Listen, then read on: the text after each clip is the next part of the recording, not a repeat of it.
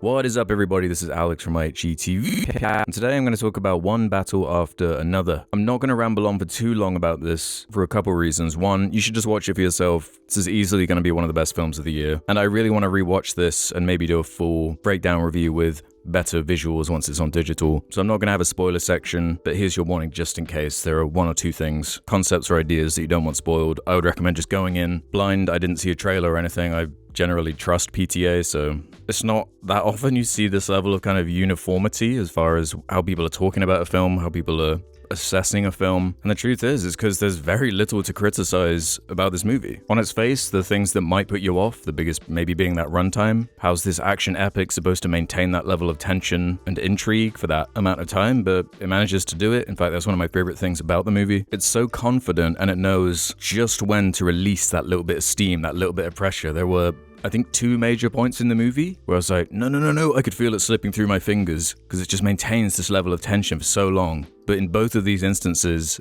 it's entirely intentional. It is releasing that pressure valve for just a moment, give you a character moment, a bit of humor, balances that tone extremely well, but then is able to jump right back in at that high stakes, paranoia, high energy. I wasn't bored for a single moment in the film, and it definitely had that feeling that it was getting better as it was going along, as it was building and building. It never has a single bad scene or deals with a character in an unsatisfying way. The third act is such a great payoff. Not a single bad performance either, but for me, Sean Penn utterly steals the show in this film. What a freaky, complicated, insecure mess of a character. He's amazing. His performance, his motivations, and the way all these characters are wrapped together into this mess. These revolutionaries, these white supremacists, these cults, this whole racial element. So unexpected and warped and funny. Benicio del Toro, even though he's not in it that much, he does a good job of stealing the show too. He's incredible in every scene he's in. What a fun, quirky character. But I mean, shout out to Leo too. I do have a weak spot for these past their prime characters, and most of the movie is Leo in a state where he's so paranoid and kind of drugged out and spaced that watching this mess of a character try and fumble his way through such a high stakes conflict is really fun. He's not completely incompetent. It's not like a Big Lebowski bumbling main character. He's got this revolutionary reputation and is respected by his peers. But with the timeline of this movie being so vast and the amount of locations and set pieces being so great, he does a really good job of keeping the film cohesive, holding it together, giving it a nice glue. Obviously, with this being more of a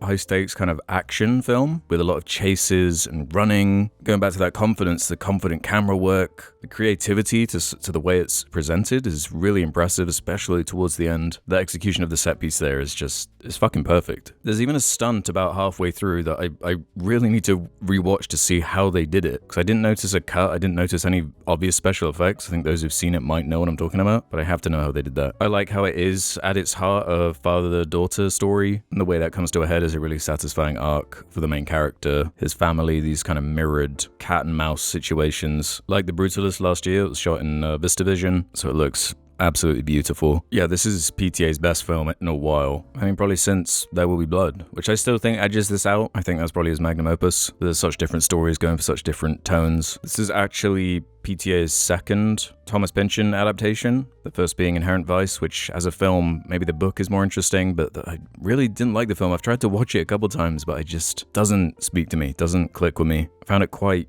frustrating and irritating, but One Battle After Another is an adaptation of Vineland. I'm not sure how loose it is or how much of the quality of this film I can simply give to the book and how much PTA is doing to elevate it and change the medium that it's being presented in. If you've read the book, let me know. I'm curious to know more. Is it kind of similar feeling to a No Country for Old Men type thing, where it's an adaptation of a Cormac McCarthy book, has that pathos to it, has that grand epic feeling, and not in the post-irony meaning of epic, like a truly epic film with a voice, with a vision, with a confidence. If every film could be made with this type of passion, I think we'd be in a very good place. Johnny Greenwood coming back to do the music. Love the unusual sounds he uses and the way it complements the film. Highlights that kind of bumbling energy to certain characters, but also perfectly complements that tension, the high stakes of everything. Such a talented composer. Extremely high budget to this. Must be his highest budget. Is that higher than? Oh wow, that's a lot higher than There Will Be Blood. Partially because of Leo getting his de facto 25 million, I think, just for taking part, which is crazy, but